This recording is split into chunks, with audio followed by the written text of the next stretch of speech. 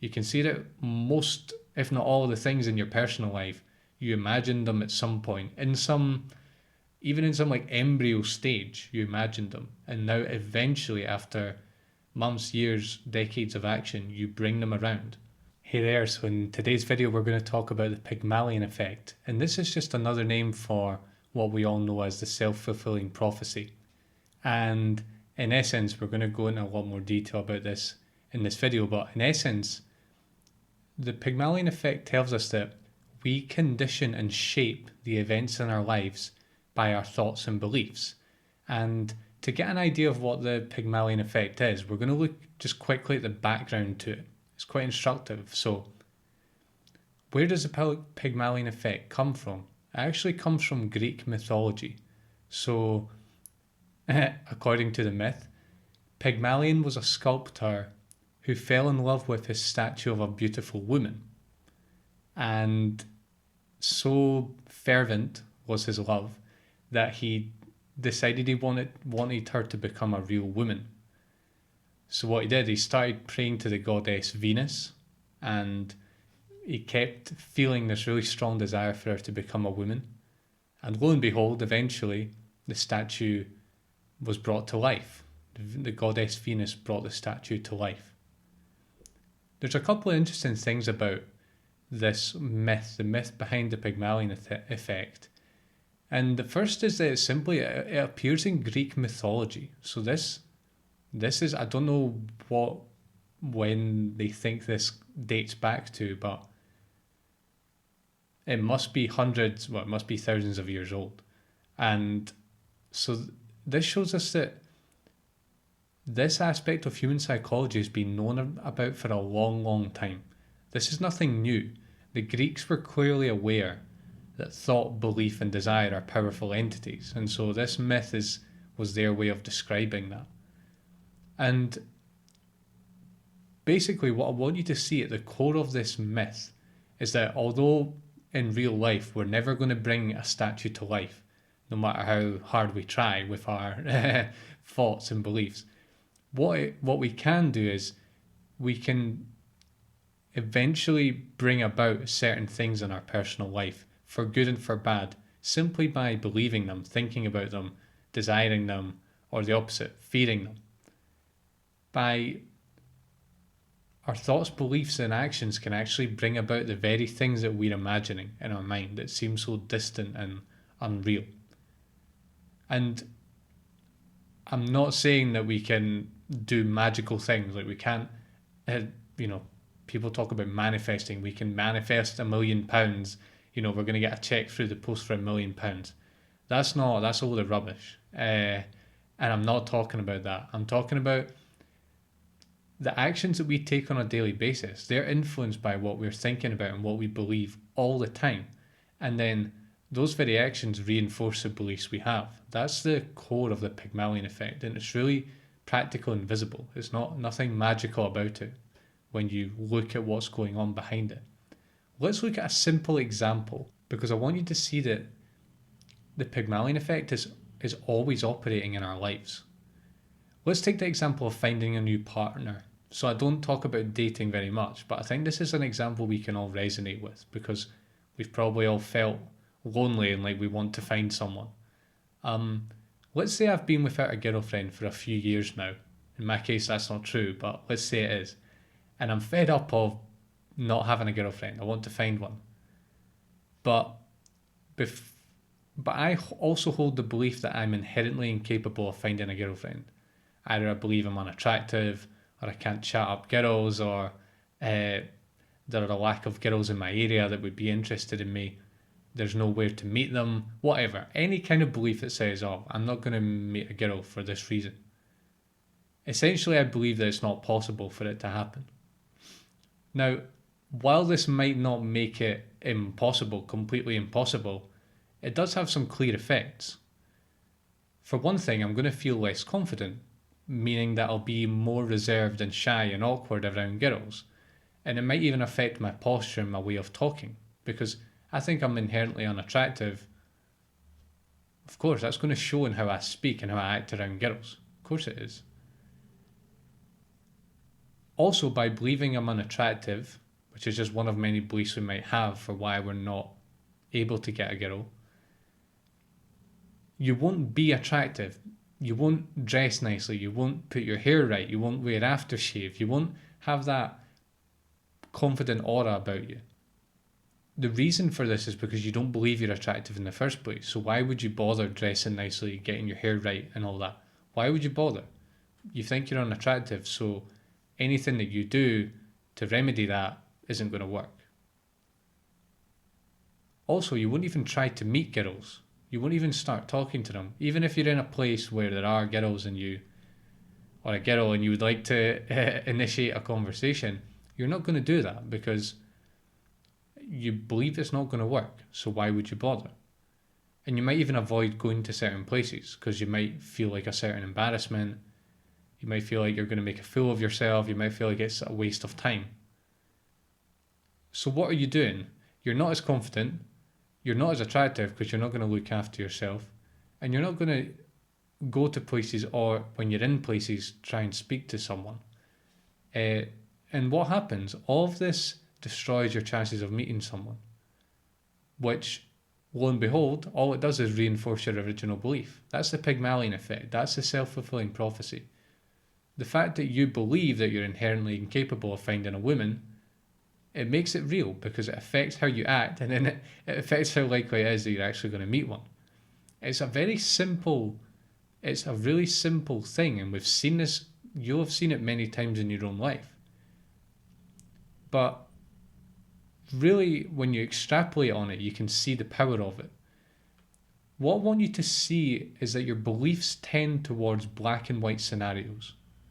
And this is why, one of the reasons why the Pygmalion Effect is powerful, because we believe very black and white things, like we believe I'm attractive, or we believe I'm incapable of getting a girl, or I'm incapable of learning this, or I'm incapable of starting that business.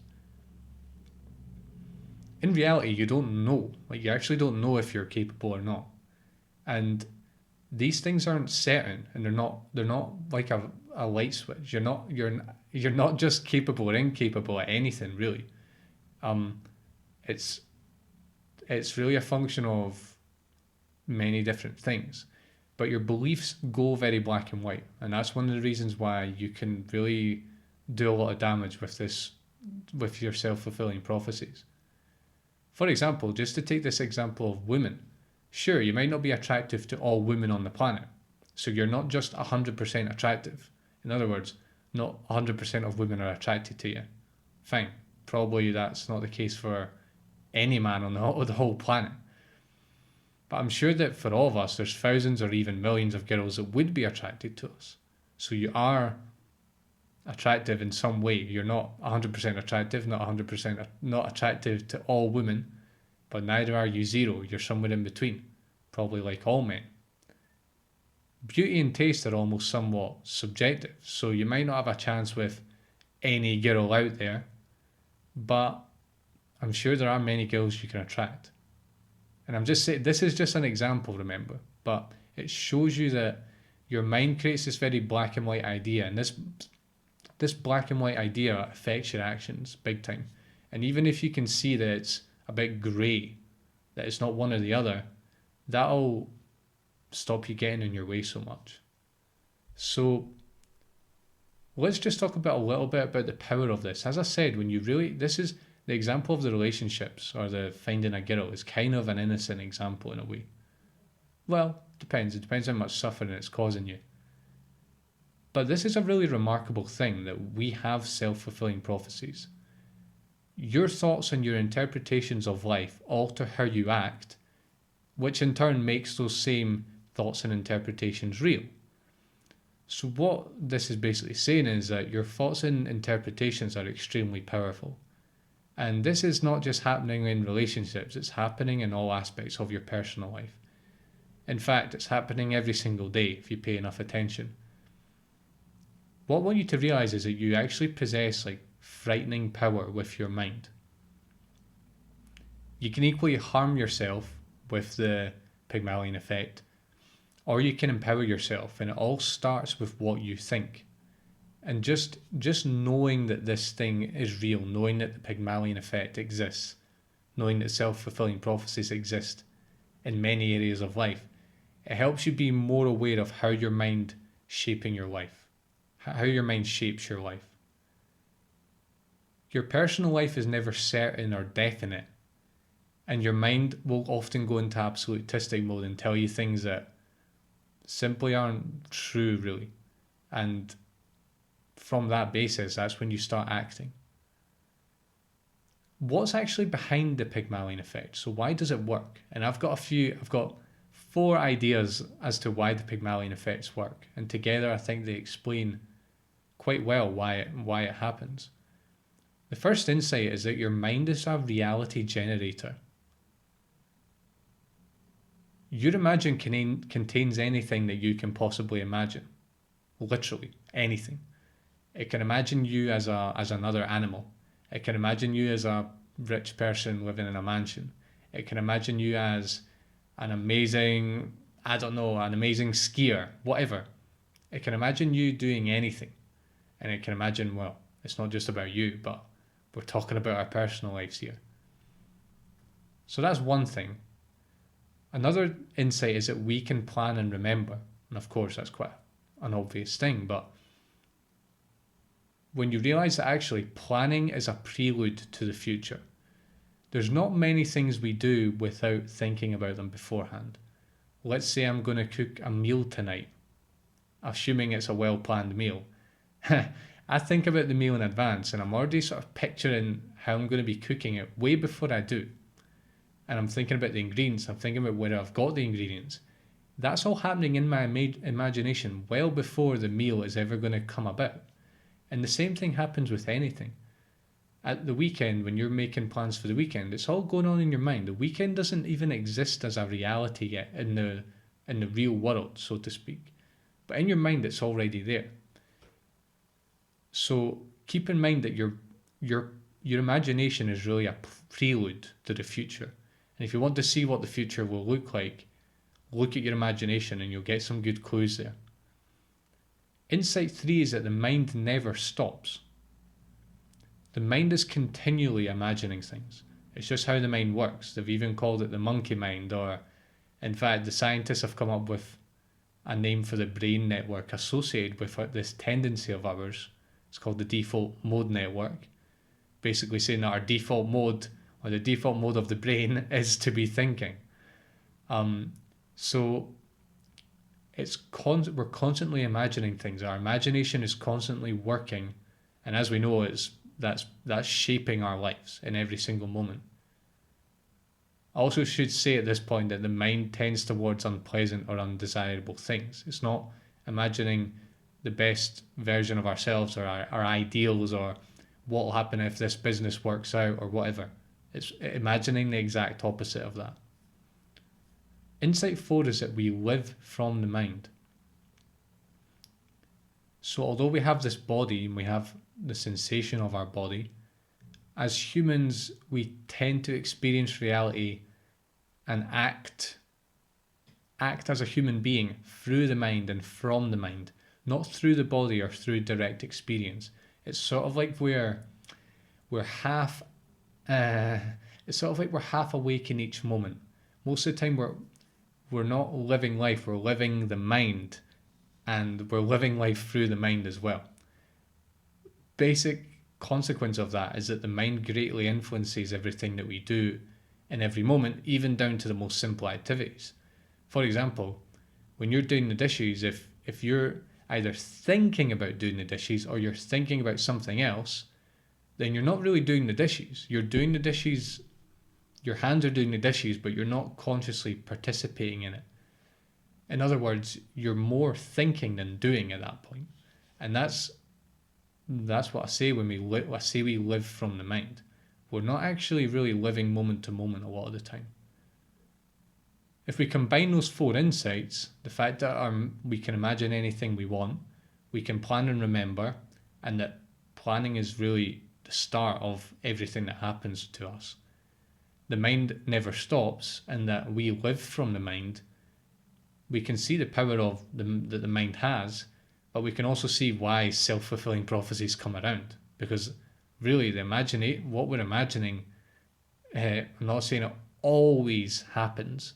As I said, if we're imagining ourselves as a bird, doesn't mean we're actually going to become a bird. But most of the time, we're imagining our personal lives in a certain way. And given those four insights, it's not surprising that it comes around. So the big question now is, well, if the Pygmalion effect and the self-fulfilling prophecy is so important, how do we get this working for us? I've sort of talked about it in the negative a lot because, well, self-fulfilling prophecy has kind of a negative association with it. And also because those are the most destructive things. But on the other hand, we can get it working for us by putting our imagination to good use and to using it responsibly. I guess the first thing I would say is to spot the Pygmalion effect at work. And to do this, try and see your life as this giant self-fulfilling prophecy. When you see it from a certain perspective, you can see it in that way. You can see that most, if not all, of the things in your personal life, you imagined them at some point, even in some like embryo stage, you imagined them. And now eventually, after months, years, decades of action, you bring them around. That's the Pygmalion effect. And that's sort of on a long-term scale, but it works on a short-term scale as well. Notice how the way you think about things really does not only influence what happens, but it conditions your life to revolve or to fit what's going on in your imagination and in your mind. Another key component of this is to be aware of internal and external locus of control. Without going into too much depth, there's a concept in psychology which is internal and external locus of control. And those with an internal locus of control are inner directed and they tend to take responsibility for everything that happens to them. The person with the external locus is really the opposite. They tend to attribute the events in their life to things outside themselves, to other people, to the economy, to their boss, whatever. The key is to, I think, gain enough internal control that you can actually gain control over the self-fulfilling prophecy and the Pygmalion effects that you're setting off in your life. So when you can control a situation, which is in most of our personal life, we can control the situation, at least to some degree, be very careful that you're not bringing about undesirable self-fulfilling prophecies. And we do that by spotting the Pygmalion effect at work. And even when you can't control something, like you can't control the fact that you're a human being, you can't control the fact that the economy exists and it's beyond any of our individual control. You also can't control the direction of gravity, for example. These are things that you simply can't control as a human being. You can still control your response to them. If there's a bad economy, you can still control your response to if you come across financial difficulties in that time. How do you respond to that? That you can control. But if you're constantly imagining negative futures and thinking, oh, I can't do anything about this. I'm a puppet to the economy and I'm a failure and I'm never going to get out of this situation. It's likely that's what's going to happen to you. The third one is to really observe your mind. So, as we said, the mind tends towards destructive thinking. And if you've never seen this before, you really need to see it to believe it. And when you notice that, and if you pay attention, you'll notice it quite a lot throughout the day. Just realize what it's doing. And then in that moment, replace the thinking with inspiring positive images related to the same situation, but in a different way. So if you're imagining a friendship, for example, and all you're imagining is all the negative stuff that's going on, like the disagreements you've had and the things you don't like about that person, replace it with the exact opposite. And you'll see that your friendship will move around how you're imagining it, at least in part. Obviously, the other person's there as well. But that's observe your mind and replace what's going on if it's unpleasant with some more pleasant stuff. The final one is to imagine with playful seriousness and serious playfulness. So literally you can dedicate time to imagining. You can literally just sit down and imagine what you want, what you want your business to look like, what levels you want to reach in your pursuit, for example. Playful seriousness and serious playfulness, I got this from Erik Erikson, I think, who was a developmental psychologist. And it's taken out of context here, but I like the phrase, and I think it's really applicable to this Pygmalion Effect. On one hand, your mind is so powerful that you really want to take this very seriously, and we often don't take it seriously. Often we're just wandering around imagining all kinds of horrible things that are going to happen to us. So take it seriously and give it the respect it deserves. But also at the same time, you need to be playful. In a certain sense, you can see this imagination that you have, that you can imagine anything possible. Not just things that are actually possible in the real world, anything. See it as like a sandbox, as like a blank canvas that you can imagine any possible reality. So instead of imagining yourself being a failure, imagine yourself killing it in whatever way that you want to kill it in life, and just go crazy with it a bit. Get playful. Imagine things that you usually wouldn't permit yourself to imagine. And sure, it might not happen in the next year, but with sustained effort, it might. Who knows? That's the thing about the imagination. It's slowly, what you constantly imagine affects how you act, and also affects how you think about yourself. So experiment with it and see what you can imagine, and see the effects that has on your life. You might be pleasantly surprised. So this video comes from the accompanying article that I've got on the website. So I've left a link to that below if you want to go into loads of depth with this effect. And I hope that you can see the power of the Pygmalion Effect in your life, and that you start consciously imagining, not unconsciously imagining, and creating undesirable outcomes with your imagination. Thanks a lot for watching.